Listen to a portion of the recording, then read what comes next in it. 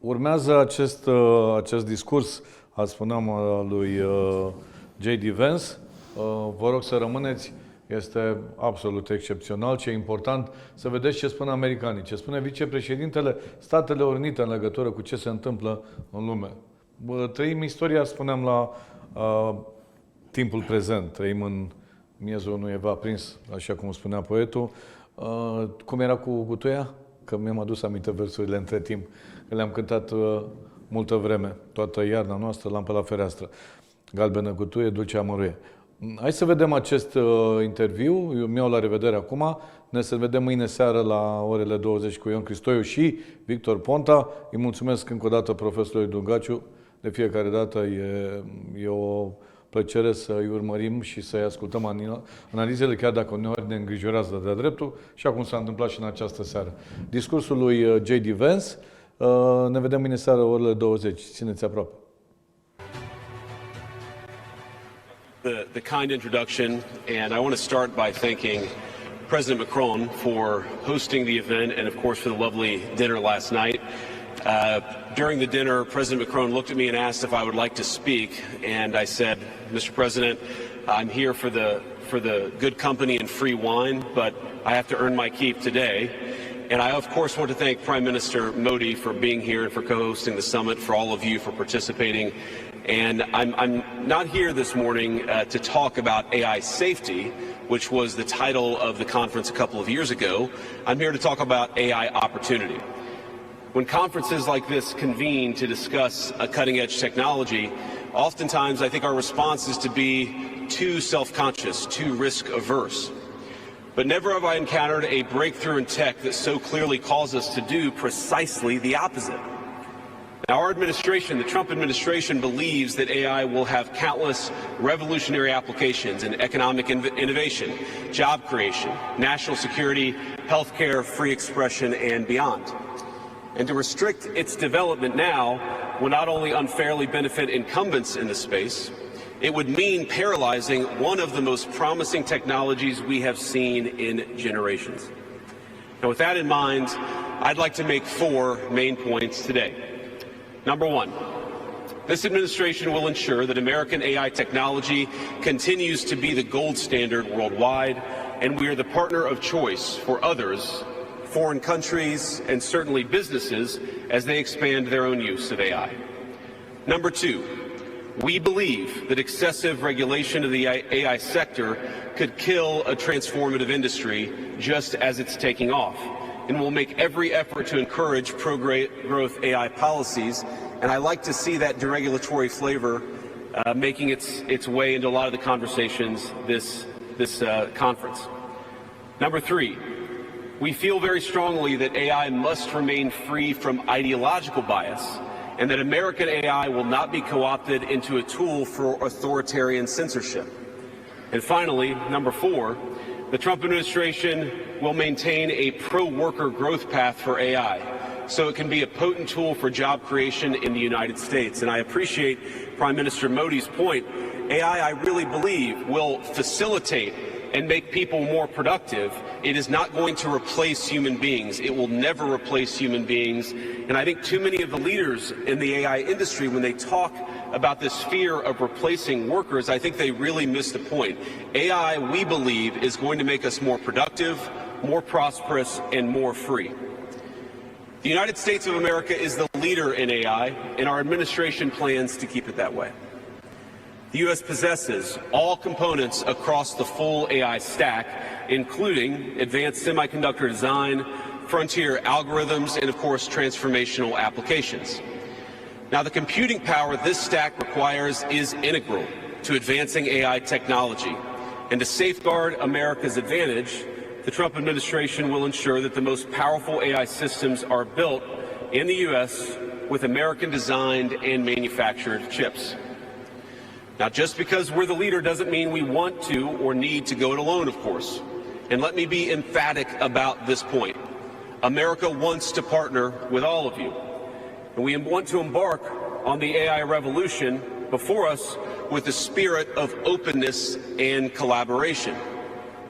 But to create that kind of trust, we need international regulatory regimes that fosters the creation of AI technology rather than strangles it. And we need our European friends in particular to look to this new frontier with optimism rather than trepidation. Now, the development of cutting-edge AI in the U.S. is no accident. By preserving an open regulatory environment, we've encouraged American innovators to experiment and to make unparalleled R&D investments. Of the $700 billion, give or take, that's estimated to be spent on AI in 2028, over half of it will likely be invested in the United States of America. Now, this administration will not be the one to snuff out the startups and the grad students producing some of the most groundbreaking applications of artificial intelligence. Instead, our laws will keep big tech, little tech, and all other developers on a level playing field. Now, with the President's recent executive order on AI, we're developing an AI action plan that avoids an overly precautionary regulatory regime while ensuring that all Americans benefit from the technology and its transformative potential.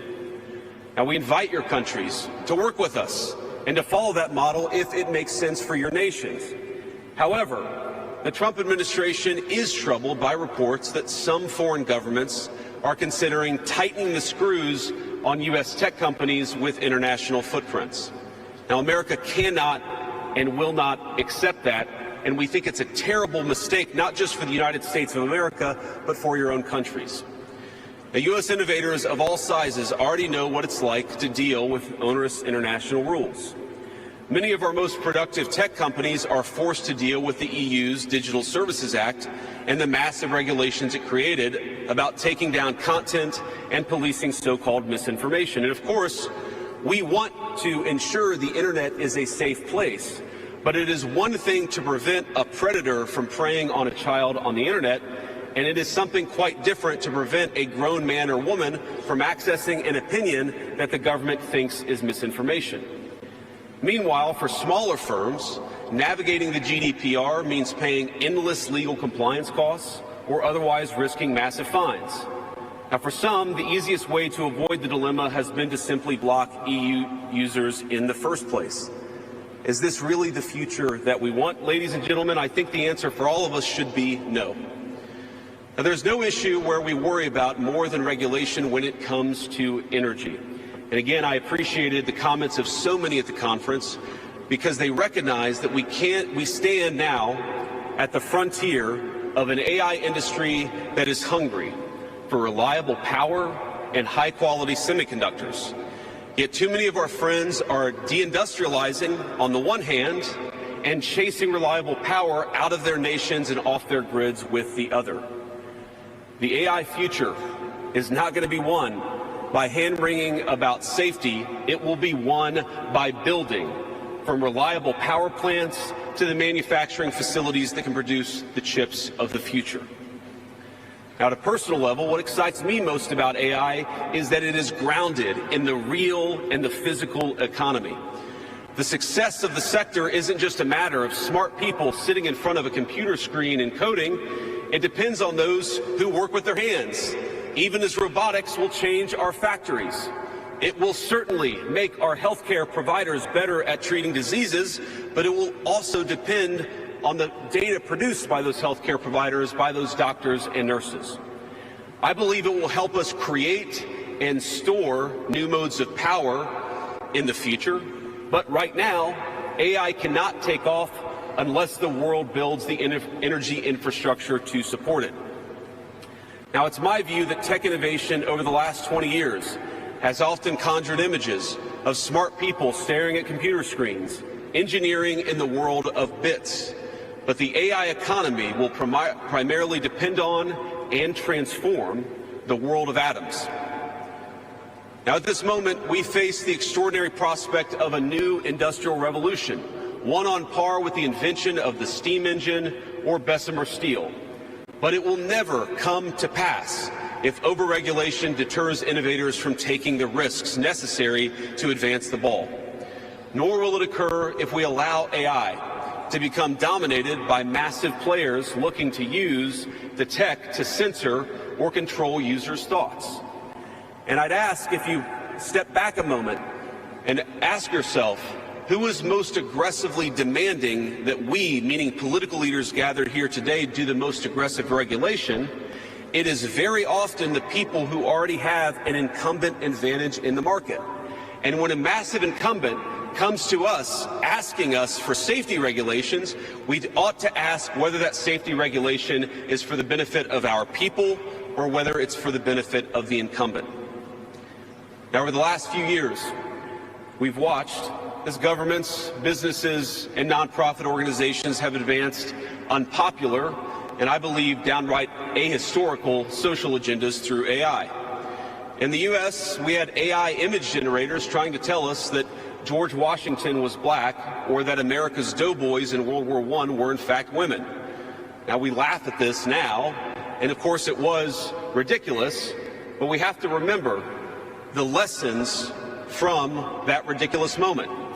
And what we take from it is that the Trump administration will ensure that AI systems developed in America are free from ideological bias and never restrict our citizens' right to free speech. We can trust our people to think, to consume information, to develop their own ideas, and to debate with one another in the open marketplace of ideas.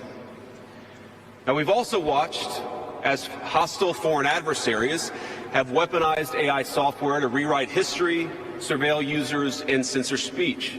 This is hardly new, of course.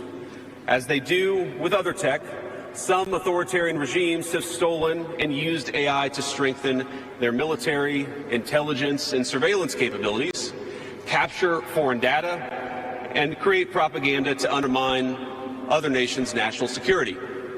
I want to be clear. This administration will block such efforts, full stop.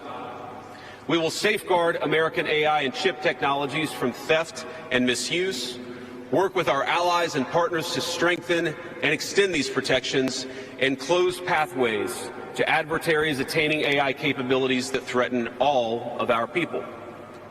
And I would also remind our international friends here today that partnering with such regimes, it never pays off in the long term. From CCTV to 5G equipment, we're all familiar with cheap tech in the marketplace that's been heavily subsidized and exported by authoritarian regimes. But as I know, and I think some of us in this room have learned from experience, partnering with them means chaining your nation to an authoritarian master that seeks to infiltrate, dig in, and seize your information infrastructure. Should a deal seem too good to be true, just remember the old adage that we learned in Silicon Valley: if you aren't paying for the product, you are the product. Finally, this administration wants to be very clear about one last point. We will always center American workers in our AI policy. We refuse to view AI as a purely disruptive technology that will inevitably automate away our labor force. We believe, and we will fight for policies that ensure that AI is going to make our workers more productive, and we expect that they will reap the rewards with higher wages, better benefits, and safer and more prosperous communities. From law to medicine, manufacturing, the most immediate applications of AI almost all involve supplementing, not replacing, the work being done by Americans. Now, combined with this administration's worker-first approach to immigration, we believe that a U.S. labor force prepared to use AI to its fullest extent will instead attract the attention of businesses that have offshored some of these roles.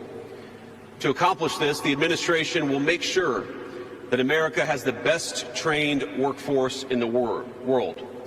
Our schools will teach students how to manage, how to supervise, and how to interact with AI-enabled tools as they become more and more a part of our everyday lives. And as AI creates new jobs and industries, our government, businesses, and labor organizations have an obligation to work together to empower the workers, not just of the United States, but all over the country, all over the world. To that end, for all major AI policy decisions coming from the federal government, the Trump administration will guarantee American workers a seat at the table, and we're very proud of that. Now, I've taken up enough of your time, so I'd like to close with just a quick story. This is a beautiful country, President Macron, and I know that you're proud of it and should be.